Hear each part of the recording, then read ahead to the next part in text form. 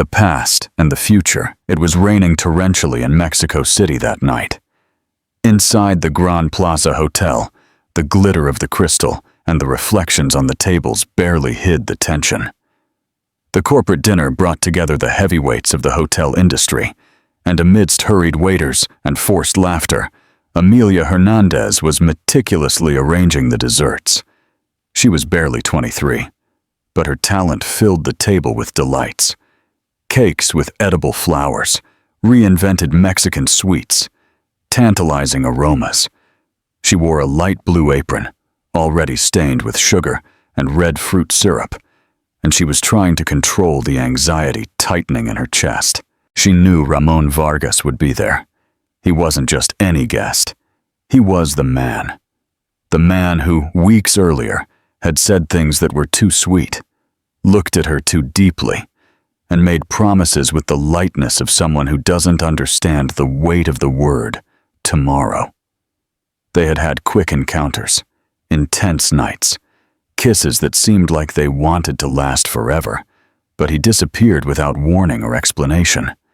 And now, he was there, across the room, elegant as always, in a dark suit, with a firm posture and a discreet smile. It was easy to forget him from a distance. It was hard to pretend he didn't exist now that their eyes met. Amelia felt her stomach clench. She walked slowly toward him, her hands trembling, her heart pounding. She didn't want to cause a scene. She just needed to say it, to tell the truth that had been with her for weeks, growing inside her with a force she could no longer ignore. "Ramon," she said, her voice firm but low, trying to protect her dignity. He looked at her as one who sees a memory he would rather forget. There was no tenderness in that look, only surprise and a disguised impatience. "We need to talk." Ramon sighed, looked away for a moment, and with an almost automatic gesture, signaled for her to be quick. Amelia took a deep breath. There was no turning back now. "I'm pregnant." Time stopped for a second. A tense silence fell between them. The sound of the rain hitting the hotel windows grew louder. Ramon frowned as if this were an offense, and then he responded with surgical coldness. "If you're pregnant, that's your problem." It was as if a knife had gone through Amelia's heart. Every word froze a piece of her soul. She didn't cry. She just felt the ground slowly giving way beneath her. She clutched her apron tightly, turned her back, and left. She left behind the glittering ballroom, the man who now seemed a stranger, and a part of her youth that would never return. The street was cold and wet, and the wind seemed to mock any attempt to move forward. Amelia walked quickly, her apron still tied at her waist, her shoes wet, her steps firm despite her inner turmoil. The hotel ballroom was behind her, along with the phrase that kept ringing in her head. It was hard to believe those words had come from the mouth of someone who had once made her laugh in the middle of the night just because she couldn't sleep. She walked without a destination, but her body knew where to go. She needed to get out of there, to get away from him. That cold, distant, and cruel version of Ramon was not the man she had fallen in love with, and perhaps he never had been. The truth began to reveal itself with a bitter taste, like a burned dessert no one bothered to take out of the oven in time. Amelia took the subway, her hands freezing. She sat in a corner, resting her head against the window. She felt people's stares, but didn't care. Inside, she was holding the world with her two hands. There was no room for doubt anymore. She would have this baby, not because it would be easy or beautiful, or because she had a plan, but because inside her, another heart was already beating. At the final station, she got off with calmer steps. She no longer needed to run. She knew what to do. She called her Aunt Renata, who lived in San Miguel de Allende. The call was brief. "Can I go there?" The answer was filled with affection and old comfort. "This has always been your home." That night, Amelia slept to the sound of rain hitting the window. She was exhausted, yes, but not defeated. What she had lost that night wasn't her dignity. It was just an illusion. And now, as difficult as the road ahead might be, she was no longer alone. Something new was growing inside her, something that demanded care, and courage. In the following days, she organized her departure from work. She handed over her tools. She cleaned her space with care. She heard the whispers. She avoided explanations. She had quickly learned that the truth doesn't always need to be spoken to be lived. She felt no anger, just a new resolve. Her life had changed, and no one there needed to understand it. Before leaving the city, she stopped by her old pastry school. She delivered one last cake. Simple, with lavender and orange frosting, a kind of silent farewell. When the director hugged her, Amelia felt her eyes well up. But she didn't cry. She saved her tears for later, for when she was on the road where no one could see her. With her backpack on her shoulder and her belly still small, she boarded the bus toward the interior. As the capital's buildings faded, she thought about everything she wanted to build. It wouldn't be a perfect life, but it would be a true one. With every kilometer, she left behind the shadow of a love that hadn't known how to stay. And she carried with her the seed of a new future. And so, between valleys and mountains, the woman who was no longer fleeing began to be born. She was just moving forward.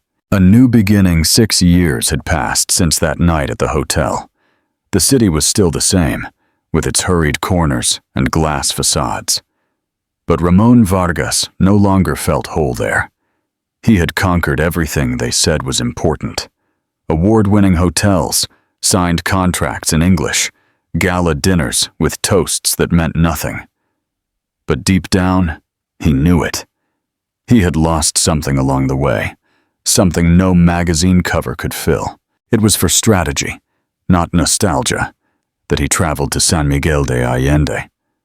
The Vargas Group wanted to expand its operations with boutique hotels in the interior. The charming inn on the cobblestone street seemed perfect. Ramon arrived with his team, folders in hand, spreadsheets in his head. But it was the smell that stopped him. A soft, sweet aroma filled the air as soon as he entered. Corn with a citrusy touch. Lavender, something familiar, delicate. It wasn't just the smell of cake. It was the smell of a memory. An old night. A laugh. Of someone he had pretended to forget for a long time. Ramon walked toward the kitchen as if following an invisible thread. And there, with her back to the door, stirring a sauce with calm movements, was her. Amelia. For an instant, he didn't know what to say. His heart was beating fast, but his body remained still. She turned slowly, as if she already knew who was there. Her eyes met his, without alarm, without drama. Only with the serenity of someone who is no longer afraid. She wore a simple baker's hat, a flowery apron, and her hands were lightly stained with sugar. But what was most striking was her posture. Firm, calm, like someone who has learned to live without needing permission. "Welcome to the inn, sir," she said, with a polite smile that hid nothing and offered no more than necessary. Ramon wanted to say something, anything, but all the phrases seemed too small. No word seemed sufficient to cross those 6 years of silence. "This cake," he tried. "It smells just like that night in the capital." Amelia nodded without lowering her gaze. "It's the same one, cornbread with lavender." Some memories don't need a new recipe. The silence between the two was dense but not hostile. It was the silence of people who have a lot to say, but choose to wait. Ramon realized in that instant that she was no longer the young woman who had cried in the rain, and maybe he wasn't the same either. But that remained to be seen. For a few seconds, everything stopped. The clatter of pots in the kitchen, the hurried steps of the inn's employees, even the wind passing through the windows seemed to hold its breath. Ramon and Amelia stood there, facing each other, looking at one another with a mixture of contained fear and insistent memories. It was as if time had made a detour just to bring them back to this moment. Amelia was the first to break the silence. She turned calmly and went back to stirring the sauce on the stove, as if her heart hadn't skipped a beat. But inside, she felt everything. The old fear, the anger she had tried to bury, the nostalgia she didn't want to confess. Her body remembered the touch, the smell, what was beautiful. But her soul remembered what hurt. Ramon, on the other hand, felt like a man in front of a broken mirror. He wanted to touch it, but he feared getting cut. The woman in front of him was familiar, but also a stranger. She was stronger, more whole, and that made him even more insecure. "You're different," he dared to say in a low voice. Amelia didn't respond immediately. She just turned off the fire and put the spoon down on the counter. Then she turned to him with a serene but firm gaze. "I matured. That happens with time, and some hard knocks too." There was a long pause.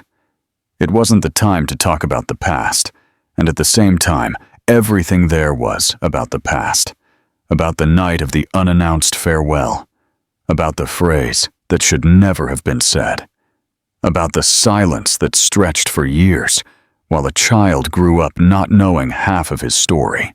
"Why did you disappear?" she asked without anger. The question was soft but sharp. Ramon lowered his gaze. He wanted to explain, but he knew there was no fair justification, only cowardice, only fear, only a young man who still carried too many ghosts from his own childhood. "I wasn't ready, and I was an idiot." "You were?" she confirmed without bitterness. "But that didn't stop me from moving forward." Ramon felt a lump in his throat. There was so much he wanted to ask, so much he wanted to know. But in that instant, he understood that she owed him nothing. The reunion wasn't a free pass to rescue the past. It was a reminder. She was alive. She was well, and she no longer needed his approval. The look they exchanged then wasn't romantic or distant. It was a look in suspense, full of unspoken things. Broken promises, feelings that still didn't know where to belong. And in the back of the kitchen, amidst pots, dried flowers and cooling cakes, a question hung in the air. How did their lives separate like that? What really happened that night? Before the pain, before the cruel phrase, there was beauty. It was on a warm afternoon, at a new restaurant launch event, on the terrace of one of the city's luxury hotels. Amelia was there for work, carrying a tray of mini desserts, while Ramon circulated among the guests like someone carrying the world on his shoulders and not wanting anyone to notice. The first glance was quick, almost distracted, but it was enough. There was something in the way she held the sweets, with an almost maternal care that caught his attention.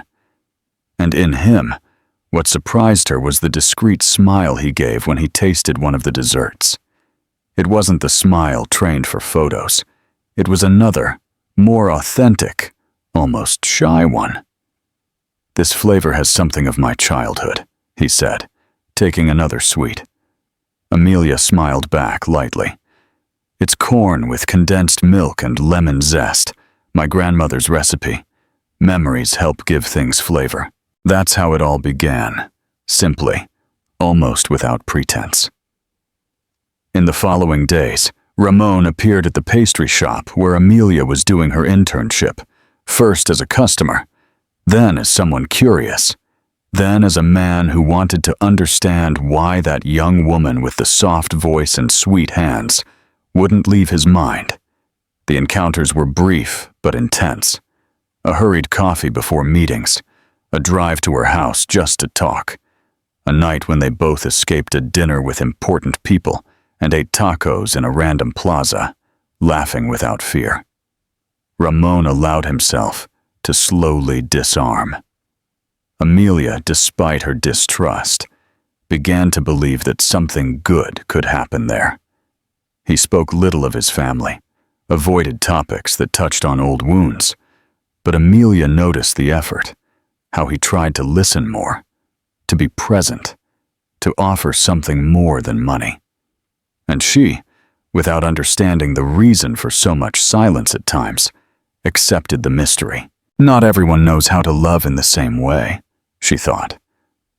But there was a rush, as if their time was borrowed. Ramon had commitments, trips, pressures. Amelia had her feet on the ground and knew that fairy tales don't usually last in the real world. Still, she gave in. Not out of naivety, but out of choice. The romance was brief, but left its marks.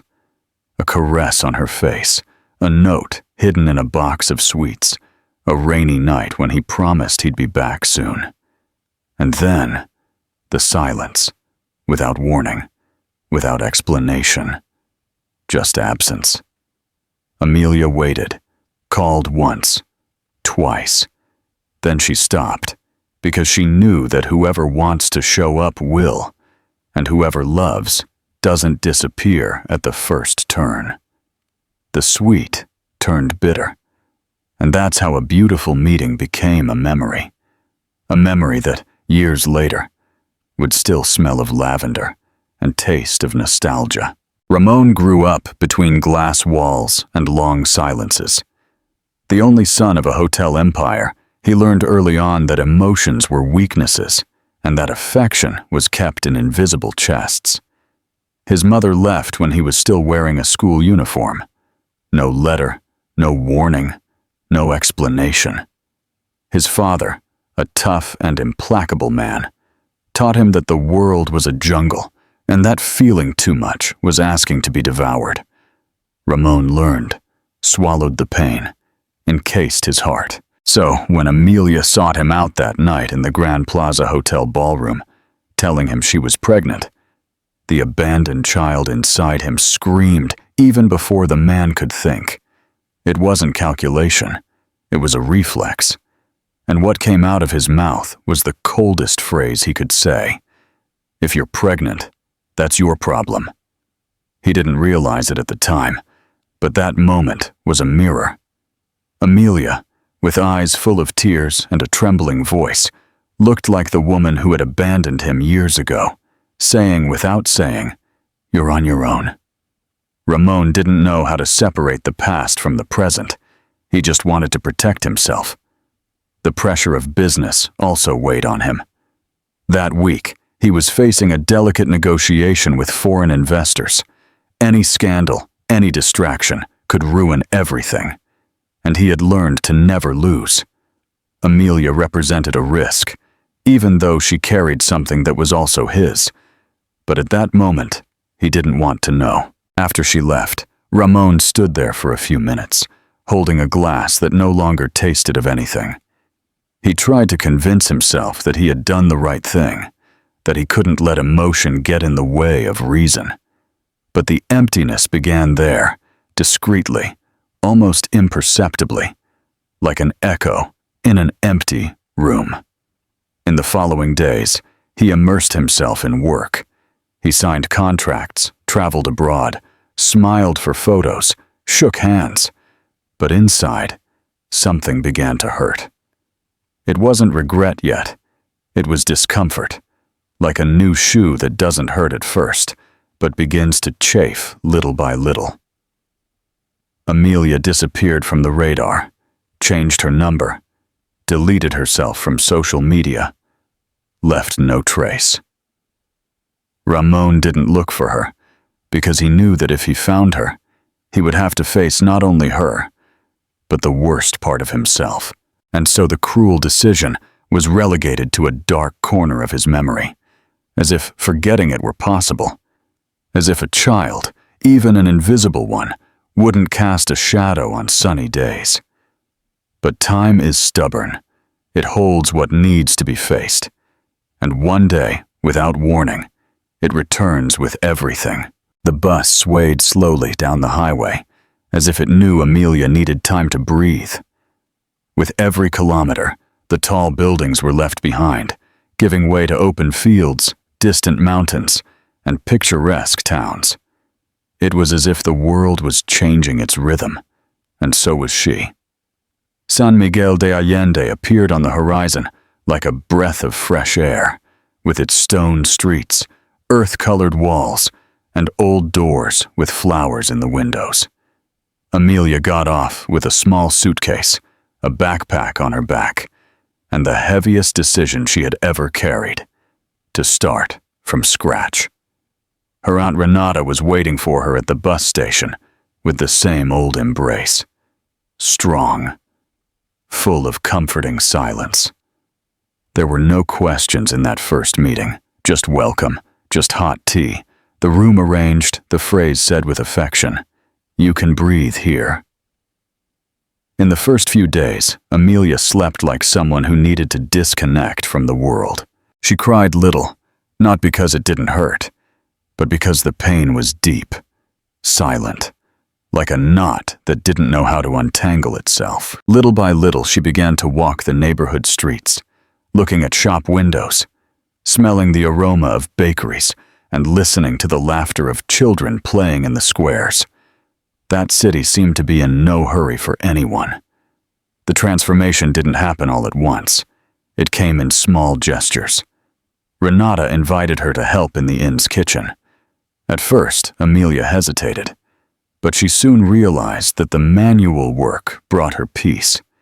Kneading dough, sifting sugar, decorating a loaf of bread, all of it occupied her mind, filled the empty spaces. It was there that the idea for the workshop was born. One day, as she was preparing cookies with dried flowers, Renata commented, "You have hands that heal." And it was like a spark. Amelia began to jot down names, try out recipes, and listen to the stories of the neighborhood women. Flor de Sal wasn't born as a business. It was born as a place of healing, for her and for anyone who walked through the door. Her belly grew slowly, and with it, her courage.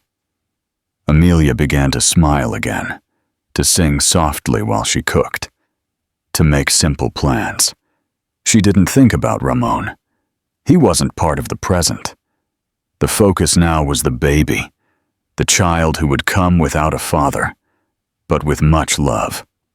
The birth of Joaquin was quiet, surrounded by neighbors who showed up with flowers, soups, and prayers. He came into the world with curious eyes and a loud cry. Amelia looked at him and felt something that no past pain could erase. She had done the right thing, even with fear, even alone, even hurt. San Miguel became her home, not because it was perfect, but because it offered what the big city had never given her: space to start over without the need for explanations. And it was in that land, between the aroma of fresh bread and the orange-skied afternoons, that Amelia began to flourish again. The room was simple, with butter-colored walls and a window that let the morning sun in silently.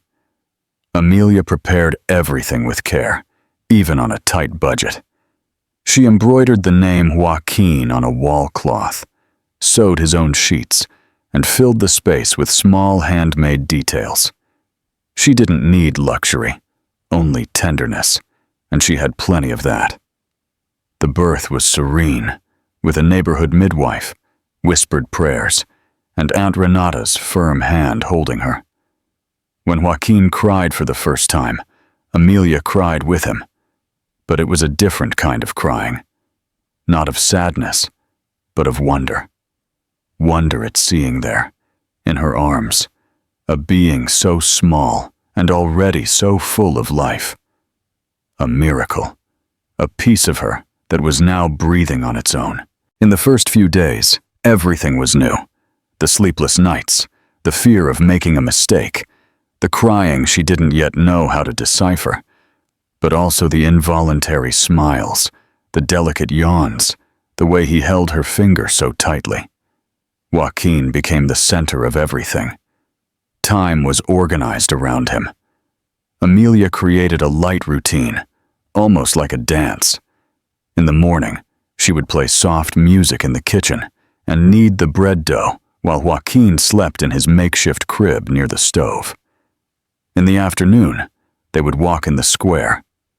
Him in a carrier, her with her hair tied up any old way, and the calm look of someone who has found a new rhythm. At night, she would tell him stories, invented or remembered from her childhood, just to see his little eyes slowly close. Little by little, the Flor de Sal workshop grew with him. Neighbors began to ask for cakes for birthdays, cookies for parties, and bread for breakfast.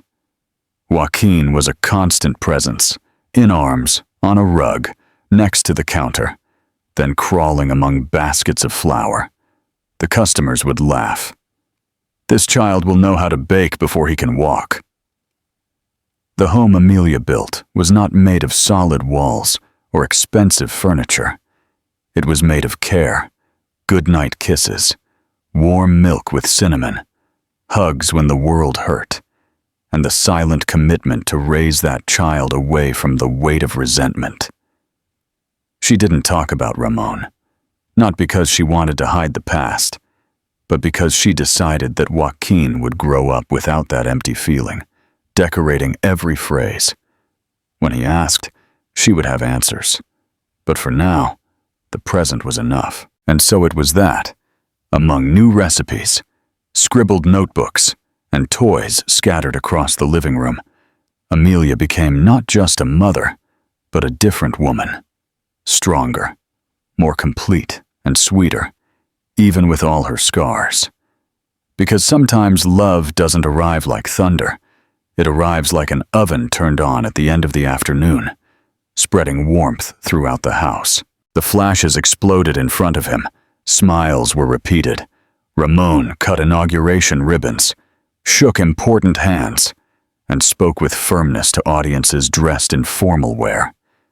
He was the face behind the expansion of the Arriaga group. The boy who had inherited his father's empire was now the man who was making it grow. More hotels, more profits, more awards. But every victory was accompanied by a silence no one heard.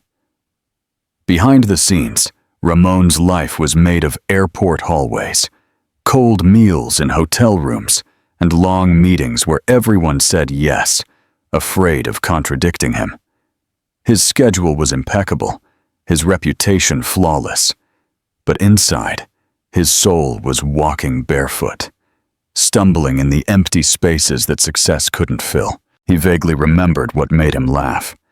It had been a long time since he had danced on impulse, cooked something simple, or listened to music without thinking about spreadsheets. It was as if life had become a stage, and he was the main actor in a play that no longer made sense. Sometimes he looked in the mirror and didn't recognize himself. The impeccable suit, the expensive watch, the well-combed hair, everything was in its place, except him. When he took off his shoes at night in a luxury apartment overlooking the city, the silence was so loud it almost hurt. Once, after an awards ceremony in Los Cabos, Ramon stood watching the fireworks reflected in the sea. Everyone was celebrating. He wasn't. That grand scene only reinforced what he already knew. What really mattered wasn't there. Something was missing that he couldn't name, but that he felt every day, amidst the travel, the applause, and the spreadsheets. It was Don Julian, his mentor and almost adoptive father, who noticed it first. "Son," he said without mincing words, "there are victories that cost entire houses inside you." Ramon remained silent. He didn't know how to respond, but he kept that phrase like someone who keeps a key to a door he hasn't yet had the courage to open. In the following months, the discomfort grew. He started avoiding social dinners. He preferred the silence of the car to the bustle of events. He started remembering things he didn't want to. The broken childhood, the woman who left, the girl with the sweets who disappeared after a cruel phrase. It was as if everything he had swept under the rug was starting to push back. And then, the news of Don Julian's death came like a punch. It made the world even quieter. Don Julian's wake was discreet, just as he would have liked. No expensive flowers, no long speeches, just a few simple chairs, the sound of a guitar in the background, and the aroma of freshly brewed coffee. Ramon arrived alone, in a dark suit with sunken eyes. Almost no one recognized him there.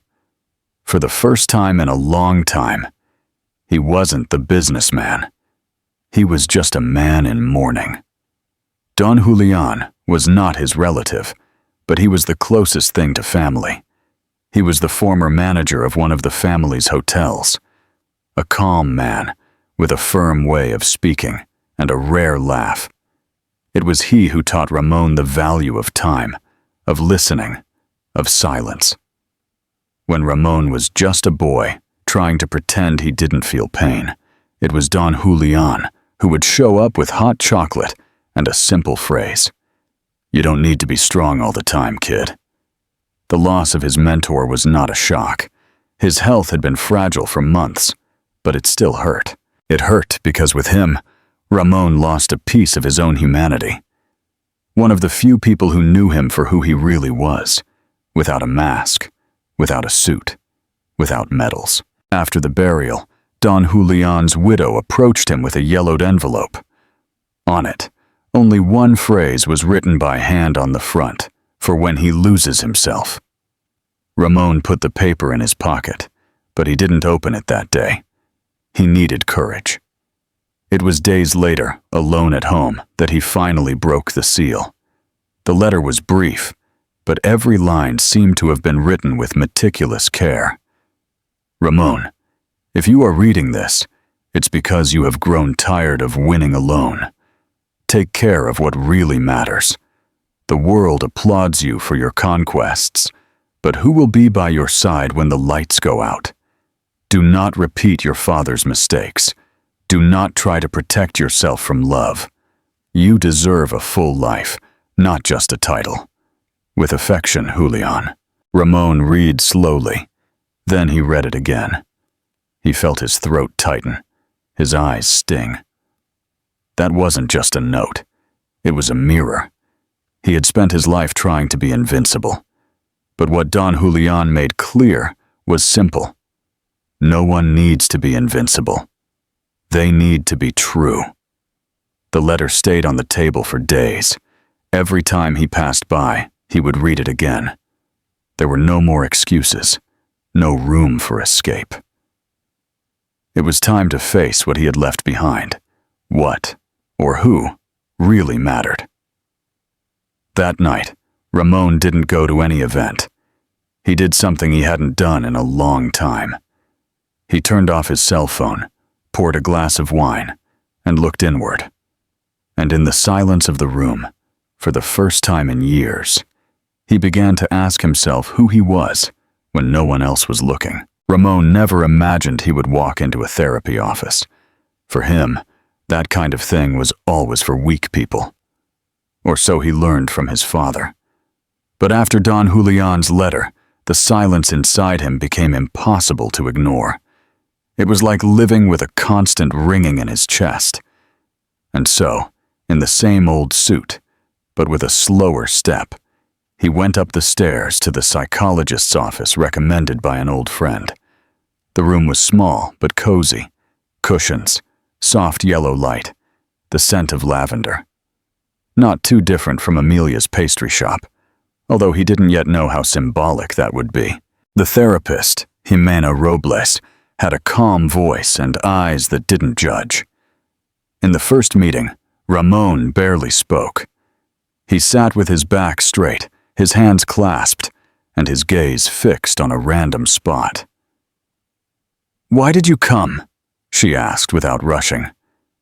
"Someone who knew me well said I was losing myself," he answered, almost in a whisper. In the first few meetings, Ramon spoke little. He said he was tired, that things no longer had the same flavor, that he felt an emptiness in his chest that he couldn't even explain. Jimena didn't pressure him. She just listened. And little by little, without him realizing it, the walls began to crack. In time came memories of his childhood, the door of his room closing, his mother leaving without a goodbye, his father saying, "Swallow your tears." Confessions also came, the fear of disappointing, the guilt for what he said to Amelia, the emptiness that no victory could fill. Ramon heard himself for the first time, and he didn't like what he heard. Jimena patiently pointed out patterns. She spoke of escape, of emotional armor, of the habit of turning everything into a task, even feelings. Ramon resisted, saying he needed to control things, that trusting others was opening the door to being hurt. She just returned the question, "But who are you punishing with that?" It was in one of those meetings that he talked about Amelia's pregnancy for the first time, without justifications. He simply told the story, and when he finished, he broke down. Jimena said nothing for a few seconds, then commented simply, "You weren't ready to love, and you confused love with a threat, but to love is also to grow." That phrase hammered in his head for days. To love is also to grow. And Ramon began to understand that it wasn't too late, that he could still choose another path. But for that, he would have to take off the armor, step by step, gesture by gesture. There was no magic solution. The process hurt. Revisiting old wounds, taking responsibility, asking for forgiveness. But was that the alternative to continuing to be a stranger in his own life? And deep down, Ramon already knew. He no longer wanted to keep running. Ramon entered the inn with his team, pretending to be completely focused on the work. It was easier to hide his heart behind spreadsheets. The facade of the place was charming, the architecture well preserved, and the city's atmosphere seemed calmer than he remembered. But what really paralyzed him was the smell. It was sweet, warm, with a citrusy touch that cut through the air like a living memory. Corn and orange, maybe lavender too.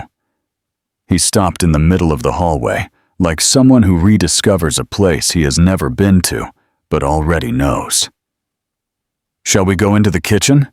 a staff member asked, trying to keep the presentation on track. Ramon nodded, but he barely heard the rest of the explanation. When he crossed the door, everything made sense at once. She was there. Amelia had her back to him, placing a tray on the wooden counter, her apron flowered, her hair tied back in a practical way, her movements precise. Even without seeing her face, Ramon knew.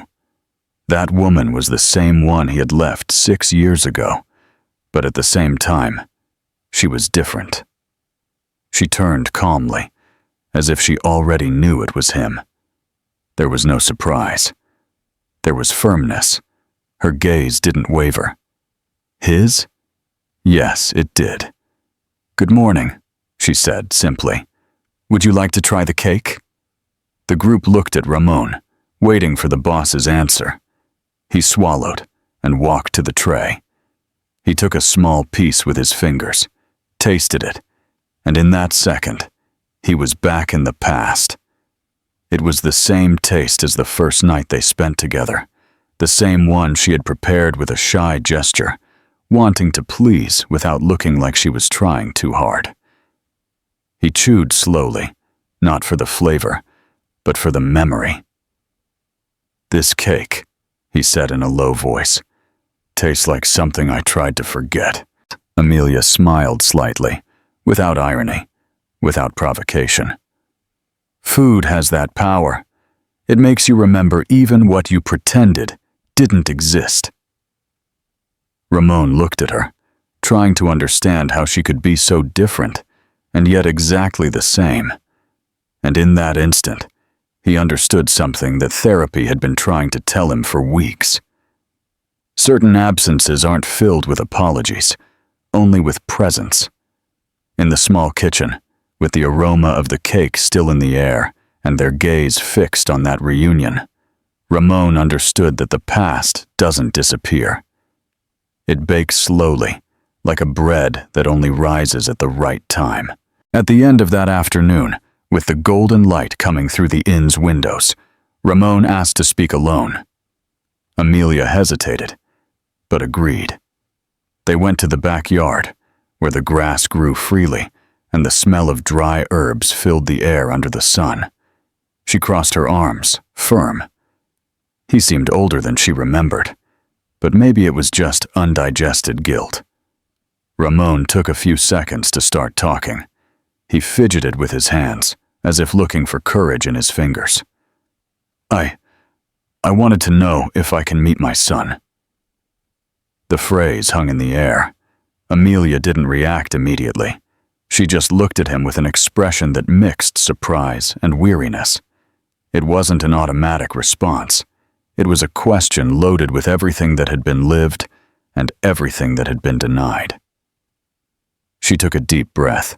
"Do you know what that means?" she asked in a quiet but firm voice. "I want to become a part of his life, somehow. I want to try." Amelia went over to an iron chair and sat down, like someone who needs to steady their body to order their soul. Then she pointed to the ground in front of her, and Ramon understood the gesture. "You sit down too. Listen, Ramon, I raised Joaquin alone. Every fever, every birthday, every fear of school. I sang him to sleep. I held his hand when he fell off his bike. He knows what love is. He knows what presence is. So, if you're thinking of showing up and disappearing again, don't even try." He lowered his gaze, swallowing. The shame was real, but so was the desire to do things differently. "I know I failed, and I know I can't make up for everything. I want the opportunity to show that I can change." Amelia watched every word. She saw no arrogance there.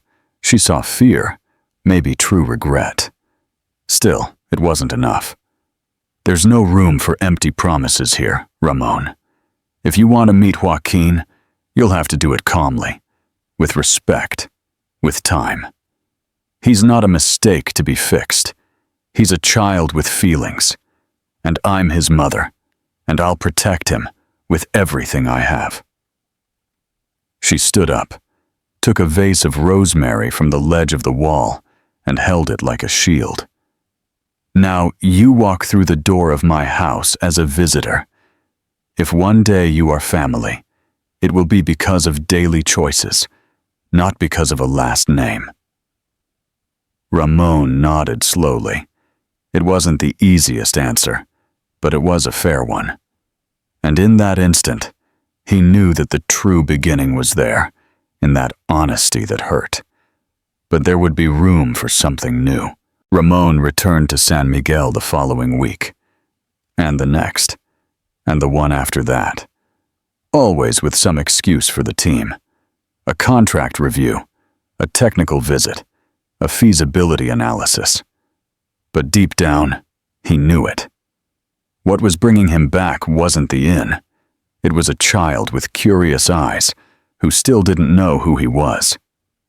Amelia kept the rules clear. No forced meetings. No, "this is your father," out of the blue. Ramon would have to earn his place, not with expensive gifts or pretty speeches, but with time. The most valuable asset he had learned to neglect. The first meeting was in the park, under the clear sky of a Saturday morning. Joaquin was with a kite shaped like a jaguar, running among the trees, laughing out loud. Ramon sat on a bench, watching from a distance. When Amelia approached with the boy by the hand and said, "This is Mr. Ramon. He works with hotels," Joaquin just nodded and went back to running. And so it was for a while. Silences, glances from afar, timid approaches. But the magic lies in the details. The following week, Ramon brought a new kite. He didn't say it was a gift. He just commented, "This one has a firmer structure. It flies better against the wind." Joaquin accepted it with a smile, and the two spent the afternoon seeing which of the two went higher. Then came the simple conversations about clouds that looked like dragons, about ice cream flavors, about how a parrot learns to repeat words. Joaquin was curious, intelligent, and had a way of looking directly into your eyes, as if he could see the truth before it was spoken. Ramon began to put his cell phone on airplane mode when he arrived, sat on the floor of the pastry shop with the boy, and decorated animal-shaped cookies. He brought books with stories from other cultures and read aloud. When Joaquin called him Mr. Ramon from the hotel for the first time, he felt a knot in his chest. It was little, but it was a start. Amelia watched everything carefully. She didn't interfere, but she saw. And what she saw was different. Ramon wasn't trying to buy anything. He was trying to learn to be present, to have patience, to listen without interrupting, things he had never been taught, but that a 6-year-old boy was now teaching him. The bonds began to grow slowly, like plants that need sun and silence. Ramon never asked when he could see him again. He simply said, "I'll be here on Saturday if he wants to go to the park." And he always was, even on rainy days, even when work was pressing. One day, at the end of the afternoon, Joaquin took his hand to cross the street. He didn't say anything. He just took it. And in that small gesture, Ramon felt something big being born. It wasn't forgiveness. Not yet. But it was an invitation.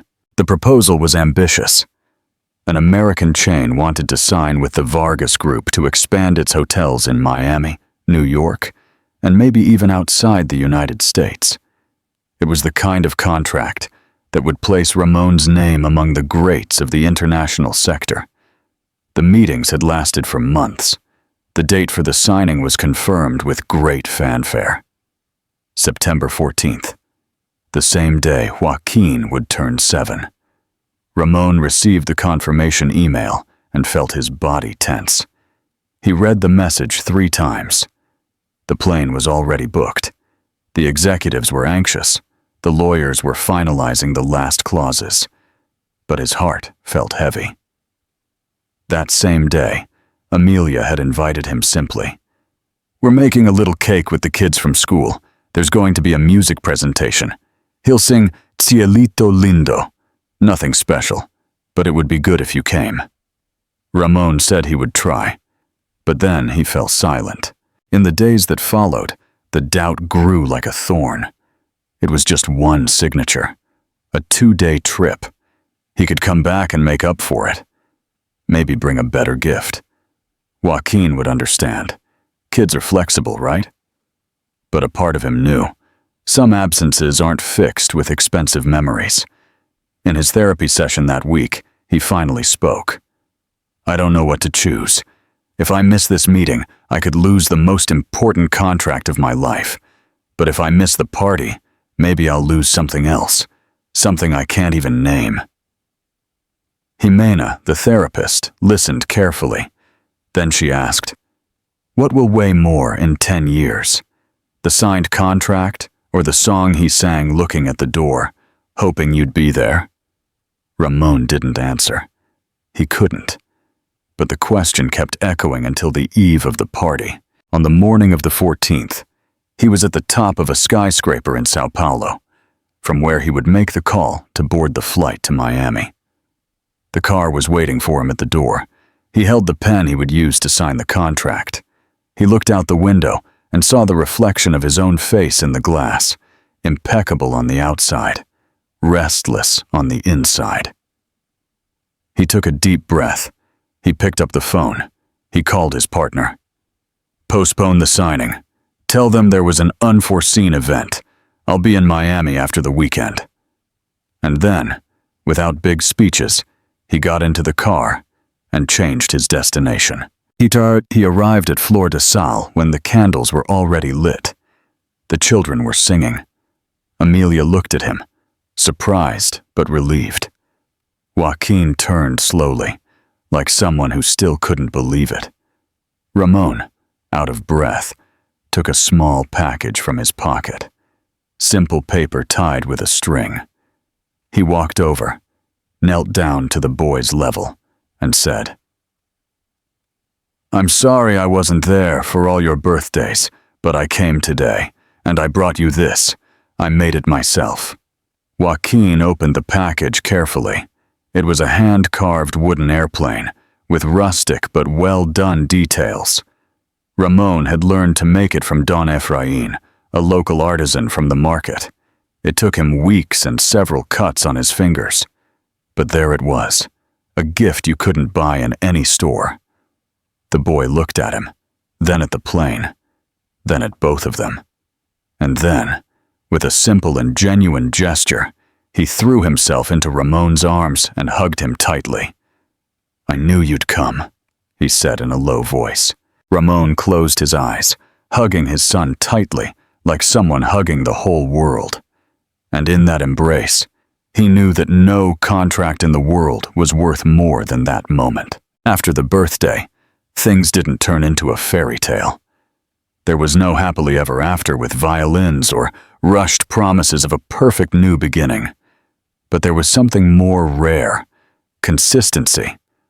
Ramon started visiting San Miguel every week, not to impress, but to participate. And Amelia, little by little, allowed that closeness. He learned her routine. He took Joaquin to school, picked him up, and helped with his homework. He learned the names of his friends. He went to parent-teacher meetings. He sat on the benches in the square just to listen to the boy talk about planets, airplanes, and sweets. Every gesture was a seed, small but firm. With Amelia, the rhythm was different. They spoke with respect, with care, like two adults who knew the value of scars. She didn't melt with pretty words. She wanted to see decisions, actions, normal days. Ramon understood, and he wasn't in a hurry. One afternoon, Amelia called him to talk on the inn's balcony. The sun was setting slowly, and the aroma of fresh bread came from the kitchen. She was calm but direct. "I've been thinking about something. Aunt Renata's inn is growing, and so is the workshop. We're getting more guests and more orders than we can handle on our own. I've thought about making room for a partnership, but I don't want help or charity. I want structure, transparency, and shared control." Ramon listened carefully. He didn't interrupt her. He just asked, "What do you propose?" Amelia took a simple folder from her bag with a draft contract. It had clear goals, limited percentages, a board with 3 neighborhood women to ensure the project's identity wasn't lost, and clauses that protected the artisanal rhythm of the kitchen. "If you want to come in, this is how it is. I don't want a boss. I want a partner who builds with me," she said, looking him in the eyes. Ramon read everything carefully. Then he nodded. "I accept. No bargaining, no changing a line. Because to love is also to respect what the other person has built without you." That night, there were no kisses. There was trust, and that was more valuable than any declaration. They weren't trying to go back to what they were. They were creating something new, more mature, more sincere. And in the silence at the end of the day, with Joaquin sleeping and the cakes cooling by the window, Amelia felt for the first time that the past no longer hurt so much, because the present was being taken care of with truth. It was a quiet morning in San Miguel, the sky effortlessly blue, and the air smelled of wet earth and sweet bread. Joaquin was running in the inn's garden with a kite in his hands, his hair in the wind, and a light laugh that had already become the soundtrack to the mornings there. The bougainvillea in the courtyard was blooming in intense pink tones, scattering petals on the ground as if time had decided to celebrate. Ramon watched from a distance, sitting on a wooden bench. He wore a simple shirt with the sleeves rolled up and held a small package in his pocket. There was no rush or rehearsal, just certainty. The certainty that the road there had been hard, but necessary. He was no longer the man who fled. He was the one who chose to stay. Amelia came out of the kitchen with a cloth on her shoulders and a smile on her lips. She sat beside him without saying anything. They stayed there for a while, just watching Joaquin play, breathing together, sharing the good silence of people who no longer need to explain themselves. "Do you remember that rainy afternoon when you told me this place was your workshop?" Ramon asked suddenly. Amelia nodded. "I never forgot it, and I think I learned with you that loving is a craft, made with patience, with a firm hand, with intention." He took a small wooden box from his pocket, simple, aged at the edges. Inside, there was a handmade silver ring with a small engraving of lavender in the center. The same artisan who taught him to carve Joaquin's airplane had made it. "I don't want this to be a story's ending or a repair. I want it to be a beginning, another one that we choose, slowly, every day. You, Joaquin, and I, a family that takes care of each other without fading away." Amelia looked at the ring, then at him, and she didn't cry, because it wasn't about uncontrolled emotion. It was peace, the knowledge that this time it wasn't a promise. It was a stance, a choice, a love with roots. She took the ring carefully. She held it in the palm of her hand and responded with a voice that was firm but sweet. "We don't get married to forget the past. We get married when the present shows that we have learned from it." They decided to celebrate in the neighborhood chapel, with flowers from the market, music from Joaquin's school choir, and orange and lavender cake. No luxury, no rush, just truth. And so, under the bougainvillea that continued to shed petals like blessings, a commitment was sealed that didn't depend on glitter, but on the gesture. Because true love isn't what erases the wounds. It's what transforms regret into presence.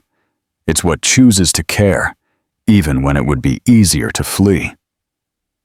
In the heart of Mexico, in a house with the oven on and the windows open, a family learned that what truly flourishes needs to be cultivated every day.